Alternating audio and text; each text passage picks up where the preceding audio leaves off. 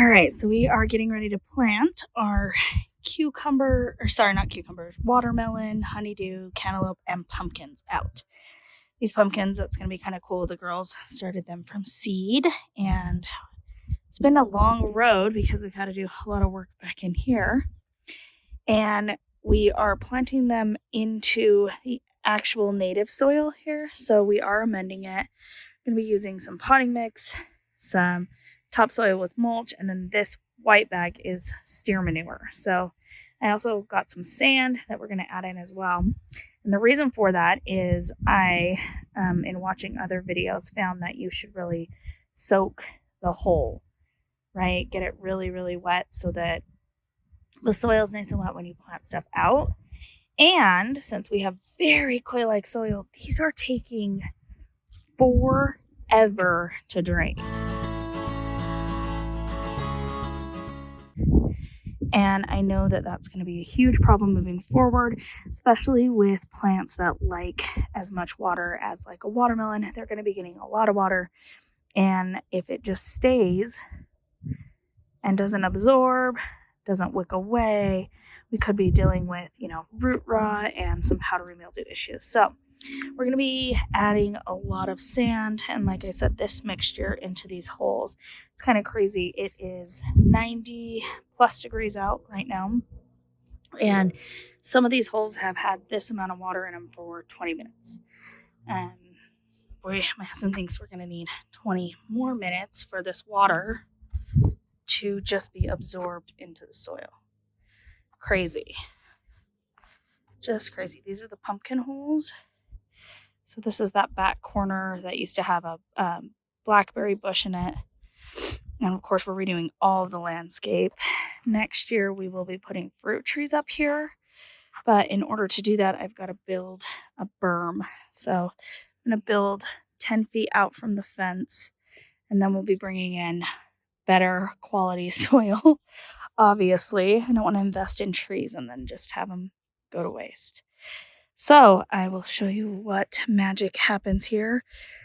I'm also going to be doing a trellis and taking some of these up. They'll be able to go as far forward as they want on the ground. And we are going to put straw underneath just to make sure that we're keeping them off the soil. But I don't necessarily want them tearing apart this fence. Initially, what I wanted to do was beans all the way along the length of this back fence. And my husband said, no, definitely not. And so I did, what I do. And I called my dad and I was like, Dad, I want to put these beans here. And he said, Whitney, have you seen Jack and the Beanstalk? Like, they tore apart those poor guy's house. They're going to tear your fence apart. And I'm guessing that these vining fruit, especially the pumpkins, will do the same thing. So yeah, we definitely are going to put up a little barrier to keep them off the fence. Also be really cool. It's going to add a lot of green back here to what looks just desolate. So I will post and let you know how this all turns out. Guys, welcome back to our channel. So today we were just coming at our second garden and watering these plants. What are they? Look on the tag. So right here is watermelon. Watermelon again. What's this one? I don't know. It's a hole, huh? It is a hole right here. So these holes ended up taking a lot more work. The clay soil has been really tough. So we bought a lot more of these bags, and me and my little sidekick here, we're going to fill these in and get the rest of these plants planted. Ready? Yeah, I'm ready.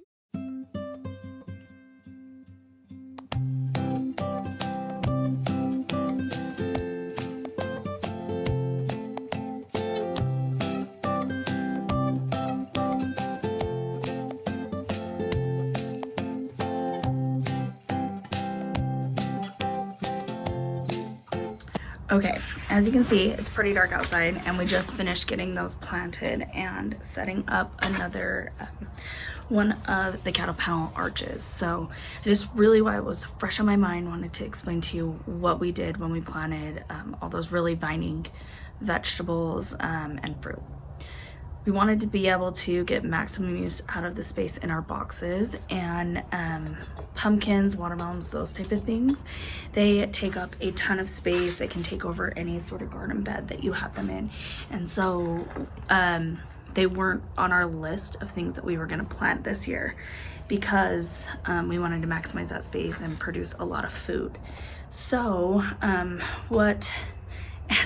as time went on, they were all things that we wanted to plant, and so that space in the back had just been covered up with weed paper. It was just kind of an eyesore, and since we were cleaning everything out, I thought this would be really great. I'm gonna clear everything out of here, and we will open up a ton of space where we could plant some more stuff.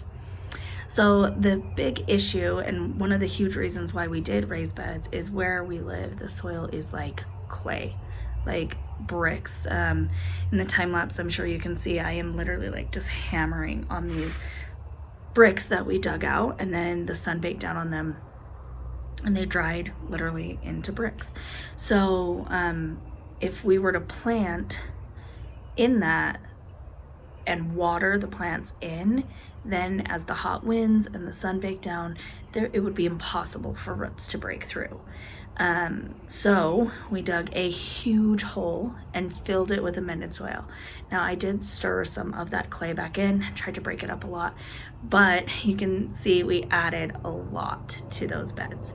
So it was a mixture of topsoil, steer manure, composted steer manure, and then right on top I used actually like potting soil to really help get those plants going and to hold a lot of moisture. That is an area that's not going to be on the drip irrigation even when we get that put in, because it is so far from the water source. So I'm going to be like carrying buckets of water back there to get that stuff watered in really well. So wanted to make sure that the roots would be pulled down, that they would have an area to go. One of the good things is the type of plants that those are, watermelon and pumpkins, once they get going, they just go. Like, they don't have a problem going. So we mixed all those things in. One thing you don't see, like right as soon as I was finishing with the last pumpkin plant, my husband comes out and he's like, why didn't you use the garden weasel? And for those of you that don't know, the garden weasel is like this tool that has prongs on the end. You stick them down into the soil and then you can just kind of turn it. Does a really good job at breaking up tough soil, also mixing soil in the hole. And here I am like mixing it by hand, and I was like, oh my gosh, I didn't even think of it. And he's like, and you didn't think of garden gloves, because yeah, I've got a couple of, I don't know if they're a sliver or a thorn, something got me pretty good out there though. So yeah, I recommend wearing gloves and using your tools, your garden tools, to their full potential. So everything is planted back there. Over the next couple of days, I'm gonna work on cleaning everything out. I wanna plant some sunflowers and some other stuff that's gonna help to green up that back space that has just been dry, brown for a really long time. If you watched a previous video, I mentioned that area is going to be where we plant a lot of fruit trees, but we're doing everything little by little in small steps.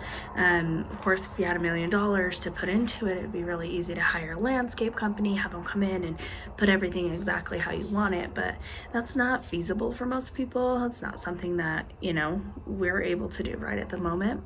And that's why this is a good process, showing the step-by-step little things that we're able to do.